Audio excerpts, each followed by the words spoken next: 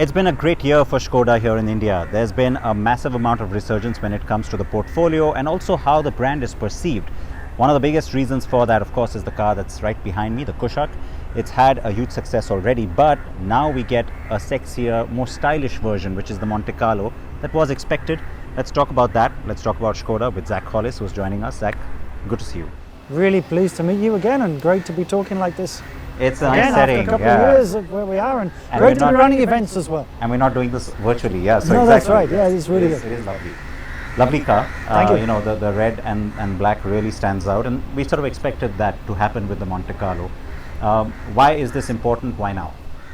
I think what we've done with this car is really position the car in terms of a premium. So this really is a premium offering, and what we're doing, it's about fashion, it's about style, it's about design. And if you think about the heritage of Monte Carlo as well, Monte Carlo by itself, as well as being the home of the Monte Carlo Rally, is also a fashionable and a stylish venue and city within Europe. And I think that's what we brought here.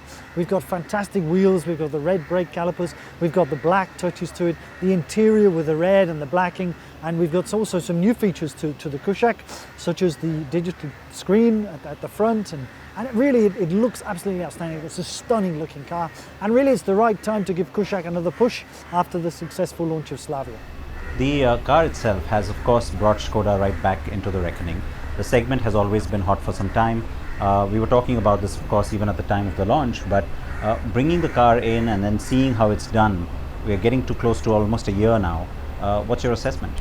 The car has done fantastically well. We're really pleased. We are consistently getting around 15% share of the petrol segment of the mid-sized SUV, so that's really outstanding. So we're very pleased with the way the car is coming, and it's got a great reception from people across India, and we're selling the car in the kind of cities we've never been located before. So outstanding response to the car. People love the way the car drives, they love the TSI engines, and regularly people post to me saying, with this TSI I can get 18, 19 kilometers to the litre. So it's really taken the market by storm, and we're very happy with the progress of the Kushaq so far. So the one thing you always knew you're going to have to contend with is the lack of diesel in the portfolio, and you've had that experience now about how the dealers have dealt with it, how you as a brand have dealt with it, and also the reaction from the market. And the second is also about the mix between the 1 and the 1.5. Talk me through both those in terms of dealing with not having the diesel. Are you past that hump? And also, did you plan well enough for the demand for the 1.5? I think when you look at petrol diesel, what our sales teams are managing to do actually is to talk customers through perhaps their preconceived ideas around petrol and around diesel. And if you look, and the usage. And if you look at the kind of maintenance costs with diesel, if you look at the higher initial purchase price, and you look at the higher cost of diesel, you have to be quite a high mileage driver to actually make that work from there. And then of course the test drive experience. When people drive these TSI engines, they realize how much fun they have. And quite a lot of the time, people like diesels because of torque and power. And these cars also have tremendous levels of torque. The 1.5 has 250 Newton meters of torque, which is absolutely outstanding, and is almost up there with diesel levels of torque. I was looking to see something that you said this afternoon about also now being able to access a larger part of the market as your dealer network has grown, and also these compact dealerships. Where did that idea come from, and how successful has it been? I think what we had to do is we had to increase our footprint, because I'm learned very fast. India is a big country. I remember once I was in Guwahati, and we hadn't had a dealer there for a while. And I spoke to a customer, existing Skoda customer, and I said, how far do you have to drive for service? And he said, your next nearest dealer is 19 hours away of driving. And that gave me some idea of the kind of size of the country.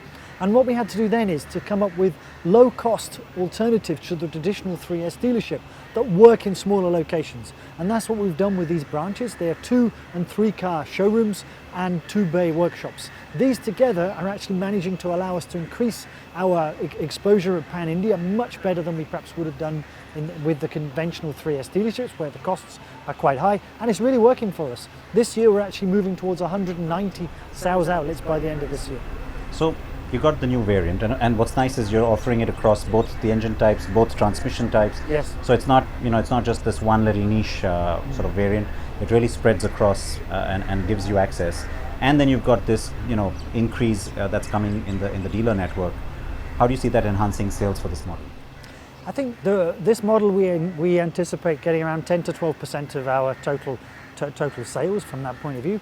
And of course, with the greater dealer locations, the sales opportunities are always there. And what always surprises me is that even in smaller tier 3 and 4 cities in India, the purchasing power is there. People are looking for cars like that and looking for that style and looking for that road presence that you get with a car like the Kushaq Monte Carlo, even in the smaller cities. And that's really great to see also for India. So overall on the Kushaq then, I mean, right now you're doing about 2,500 cars a month, Yep. is what you were saying. Where does that take you with this new network and the new variant? I think with this variant and the expanded network that we've got coming up, I'm confident in the second half of this year we'll be selling 3,000 cars a month. That's where we need to get to, and I'm confident we can do that. And on the Slavia, how does that work out? Slavia is a similar number of cars, 2,500 to 3,000 cars. Slavia's been very well accepted by the marketplace. People love the design of the car, they like the size of the car, they like the safety elements of the car, and also, of course, the great driving from the TSI engines. People really like that, and that's going really well. So we're selling roughly 2,500 to 3,000 Slavias a month. And last month, as I said we would do, we actually were number 1 in the mid-size sedan segment with the Slavia. So outstanding. We've already achieved the objective I set out to you guys, which was to be number 1 in the segment, and we are leading the segment with Slavia. Now tell me, when you at the time when you of course were making the business case to bring the car to market, you obviously had certain targets and ideas. What part of the response has surprised you? Because everybody, conventional wisdom these days says sedans are dead, but that's not the case. What's really surprised me is the demand for the 1.5 TSI in the sedan. We planned 15% for this in terms of a mix, which is similar to what we've got for Kushaq. And on the Slavia, we're actually at over 30%. In fact, the initial 1 month's orders was over 40% in terms of the 1.5 TSI. Many customers, when they drive the 1 litre TSI, actually say, that's enough for me from a power, but still the bookings are running at 30%. And that really surprises me. And actually, there's a reason for that. There is nothing else that can compete with that car. As a sporty sedan with 150 PS, there's nothing competes with that car, and that's why I think we've got over 30% mix of that. That's really surprised me, and it's great news. The segment itself, though, did you expect that much elasticity and growth possible in that segment at the start? Absolutely. I expected the segment to grow 100%, and that's exactly what's happened. From the launch of this car, competitors have not necessarily lost sales. We've expanded the segment in total. If you look at the numbers you can see published, and that's really great to see that we're bringing something back to the sedan. We're bringing sexy back to the sedan segment. That's something that we've been quoted on saying before, and that's what we've done. We've grown the segment with this car because there's something new for people to look at. And I think something else the customers need to quite like is the fact we've got 179 millimeters of ground clearance, which is almost SUV-like ground clearance. And in India, this is very important. Not only have you got rough and even roads, you've got a lot of traffic calming measures, which mean you need that level of ground clearance. And that we've got, and that's another reason why customers love the Slavia. I now have the song playing in my head, bringing sexy back. But well, forget that for a second. The rest of the cars, the Octavia, the Superb, they keep ticking as well? Not just ticking, they're incredibly successful. Both the Superb and the Octavia lead their segment by a long way. The Superb some months is getting 50% segment share. This means 1 in 2 customers buying a premium sedan are buying a Superb. And the Octavia is almost the same. So it's really outstanding. Kodiaq, maybe we planned it too low, whatever. We sold 1,000 allocation we had in 3 weeks. This was absolutely fantastic. That was going to be my next question. Yeah, exactly. When do we get more Kodiaqs? I'm working on it. Every conversation I have in my factory is I can take more Kodiaqs. It's very important for us as a brand. It's also important for our dealer network going forward too. So we're working on more Kodiaqs. I know there's a demand out there, and let's hope we can get more cars for India. Now, that's a popular model globally, and so I understand the allocation does become tough from that perspective, but what would you like to see happen? Assuming that allocation or even semiconductor shortages weren't a problem, would you like to see it rolling out of Aurangabad in greater numbers, the Kodiaq? I can see us doubling what we're selling now. And this year we planned around 1,000, 1,200 a year. I think I could see us doubling that. And I think our next year's plan, we're putting a high plan. There's a bit of politics here. If you put in a high plan and people cut it down, it's still okay. It's like everything. So we put in quite an aggressive plan for 2023, and let's hope we get that supply so that we can satisfy more big premium SUV customers in India. But what's really good news is we could sell more petrol Kodiaqs than we sold diesel before. which is something that's really, really surprised me, to be honest. That's the interesting part, actually, and I was going to ask you that because, you know, again, you would have been told, hey, that's not you're not going to be able to hack it with just the petrol. Look at the segment, you know, Fortuner, Endeavour, etc. Some of you guys told me that too. but where do you think that comes from? I mean, is it a maturing of the market and the consumer, or is it just the performance of the car? Is it a little of everything? I think if you look at it, there's nothing really out there for the car to compete with. You know, the Endeavour is no longer there as a competitor. The premium guys are 10, 20 lakh more expensive. There's nothing there to compete with. And some people are actually telling me, even with this TSI engine, if they drive it carefully, we all know how TSI behave, depending on how aggressive you are to drive it, they're getting 15, 16 kilometers a litre anyway. So great car, great torque, lots of power, and let's see if I can get some more.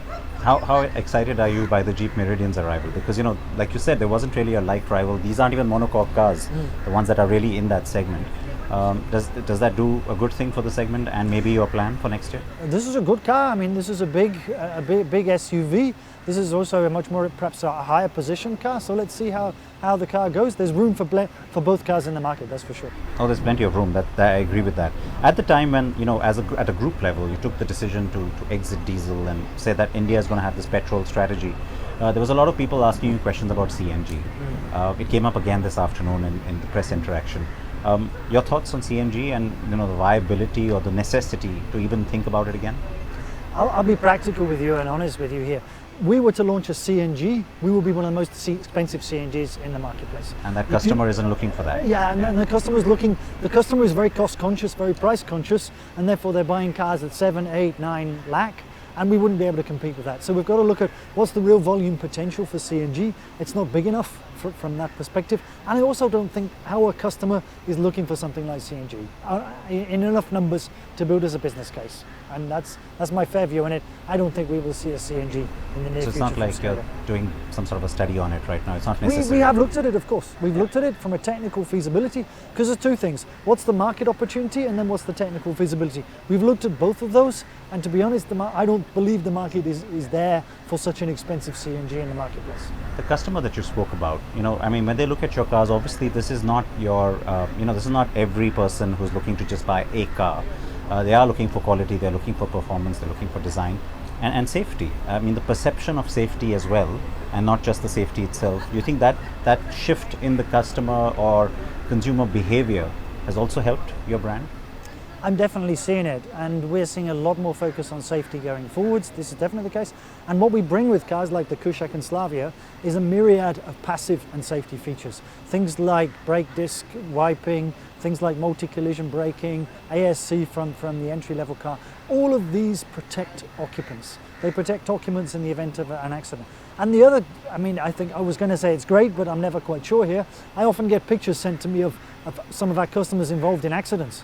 And when I look at the car and the fact the doors open, they got out, that also gives me some reassurance that we build solid, safe cars. And actually some of these testimonies are perhaps better than any independent survey or NCAP study when I see cars, you know, actually customers walking out of their cars with just a few bruises and scratches when maybe things could have been a lot worse. But given the awareness that has come, you mentioned the NCAP study, do you think it's important to maybe think about that, getting that seal of approval, just sort of making it official, if you will? Yeah, we are thinking about it. We are thinking about it. It's an investment that has to be made. And it's got to be a group decision, I guess, since it's a of course, joint it will be platform. a group decision. As you said, it's a joint platform. So yeah, we are investigating it. All right, Zac, as we wrap this up, because I know you've got many other people you've got to meet tonight, tell me what's going to be the big priority. You already talked about dealer expansion. The Slavia continues to just about roll out. It's still not really sort of settled into the market, and it's already doing well. A year from now, where do you see, both in terms of volume and positioning, the brand as, the position it might occupy? I think we have to be consistently selling 6,000 cars a month. That's what we have to be selling a year from now, as a combination of Slavia, of Kushaq, Octavia, Superb and Kodiaq. That's like a threshold, 6,000? Yeah, I want to be selling, it's not a threshold, but I want to be consistently selling 6,000 cars a month. That's very clear. If we do that, then we'll continue to grow our volume going forward. I need to continue working on dealer expansion, but also I want to continue working on customer centricity and customer satisfaction. That's been very clearly something we've achieved, I think, in India, is moving that needle on regarding customer satisfaction. But the thing is, it's got to be consistent. And you know, I've got some dealers, most dealers delivering a fantastic service, but it only takes 1 or 2 bad experiences to let the whole thing down. So consistency is something. And there's been that baggage, right? So people there's some baggage, so quickly relate back to that. It's very easy to relate back to it. But the good thing is, you know, I've got complaints to me have gone down by 60% in the last 2 years. So there's some real movement there. And that's not a survey. When I talk about a survey, people say, oh, you can do what you like in a survey. No, that's real letters and complaints to me. So I'm really pleased with how it's gone. And I get a lot of emails from customers thanking me for the service. And this is really a pleasure. And a lot of referrals from existing customers. And that's the biggest thing you can do about customer centricity and customer satisfaction is when people recommend you. Because you only recommend if you're having a good ownership experience, and we're delivering people great ownership experience. People are very happy with their cars, and I couldn't be happy either. Is it safe to assume that there'll be a Monte Carlo version of the Slavia as well? There could be many different derivatives going forward at different Well, we models. spoke about an RS this afternoon, which got everybody excited. You're not supposed to say things. I mean, our job over the life cycle of You the will product get that question. is to continually bring new innovations. But not only that is, we listen. We listen to what customers are saying, we listen to what you guys are saying, and we continue to bring improvements to our products. All right, so one last question. Both these models, you know, now that they've already been so well received in the market, and you've got a sort of a good feeling about how the headquarters views it. What about exports? Are you now ready for that next step, you think? For sure. Thomas Schaefer has already said that India can be an export hub for countries surrounding, for Southeast Asia, for North Africa, and maybe even some Eastern European countries. That's also perfectly possible. India can be that export hub. We have no concrete plans, but of course we're looking at it, we're investigating it. It's something we'd like to do, yes. Your favorite feature on the Monte Carlo? I love those wheels. Yeah, wheels I like are those wheels a fantastic. lot. And with the red calipers, they look really The hot. red calipers look good in there as well. Outstanding. Thank you, Zach. All right. It's thank always you. good to see you. My pleasure. And thank you very much. thank you, and all the very best with the rollout of the Monte Carlo. Thank you.